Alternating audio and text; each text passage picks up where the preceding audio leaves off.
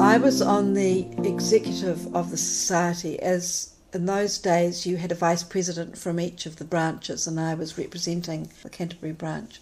And the president became president in a form of rotation around each vice president. And it was known that this was the case, so it was engineered that you would put people into positions that may then be in a position to become president. And I became president of the Physiotherapy Society at the February or March conference in 1978. Now, I had been aware that there had been considerable pressure from particularly the Medical Association, but also from the physiotherapy profession, about the value or lack of it, and a perceived lack of scientific basis for chiropractic in New Zealand. And as a consequence, it had been decided that a commission of inquiry into chiropractic would be held. This was to commence, I think it must have been sometime in 1978, because preparation was underway for that as I took over that position. So that, in other words, it was a fait accompli in terms of both the level of commitment and the people and their approach to the submissions that would be made by the society. Particularly in the Medical Association, there was a commitment that was bordering on the obsessive by those that were involved, and I think it was Dr. Blair Wilson. Hilary was a physiotherapist, his niece. He was a radiologist, so was particularly concerned about the ways in which chiropractors of those days used X-rays. Our submissions were being prepared by Don McKenzie with the assistance of Michael Lamont and various others that came in. We each had both Medical Association and ourselves had legal representation, and we were committing ourselves to, we thought, around about $30,000 of physiotherapist money, much of which was coming from the Private Physiotherapist Association. So that was a lot of money in those days. You could have bought 2 or 3 houses just about for $30,000. So I inherited this role with the Chiropractic Commission of Inquiry and had to be involved in it. And the way in which the commission was run was that they heard submissions largely in Wellington in the first instance, from the 2 main organisations, that is the New Zealand Medical Association and the New Zealand Society of Physiotherapists, and then from large numbers of individuals, many of whom were patients of the chiropractors, and of course the countergroup was the Chiropractors Association.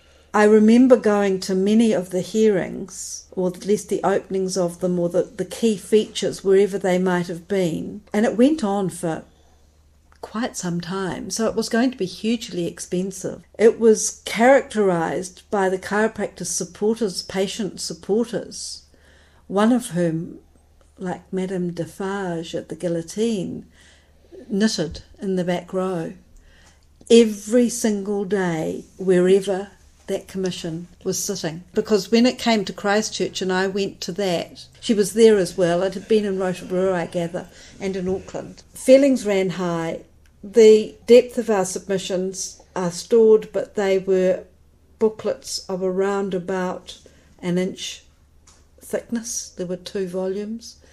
The front page was Da Vinci's man with the arms out.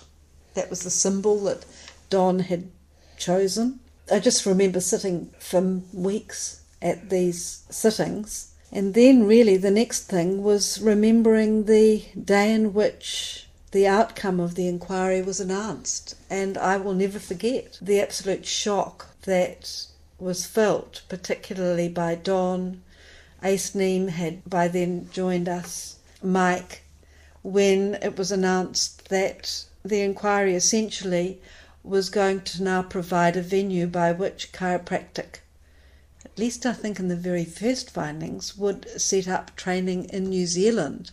Not that that actually happened for quite some years, but most particularly they would set up a chiropractic board and a registration system and an act to govern chiropractic in New Zealand. And that was seen by those who after all, had been pushing to eliminate them altogether as a huge failure.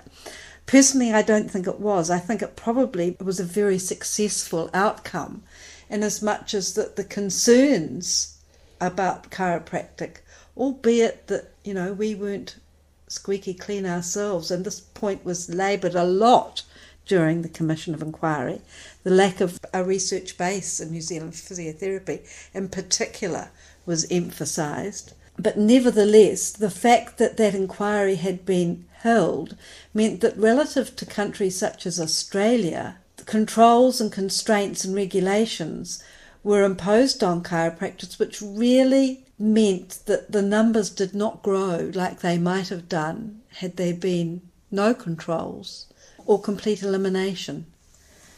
And in fact, the act that was formulated for the chiropractors became the basis of updates for acts for a number of health professionals, and really was a very good document. We all had, though, huge input, and that was one of the outcomes.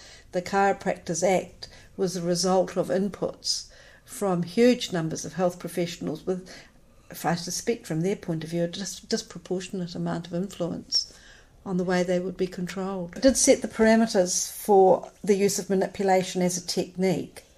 And I think it also set the scene, though, for much of what happened in physiotherapy education in New Zealand, because there was recognised by government that there was a pressure for this perceived mainstream, certainly medically supported health profession, to have a better base with that research component, which had not been able to be supported in the environments in which we were doing our education in that time. And I can remember in the subsequent 4 years of my presidency that we were able to use some of that information because we negotiated, or there were doing lots of negotiations as we were moved from the hospital board into the polytechnics.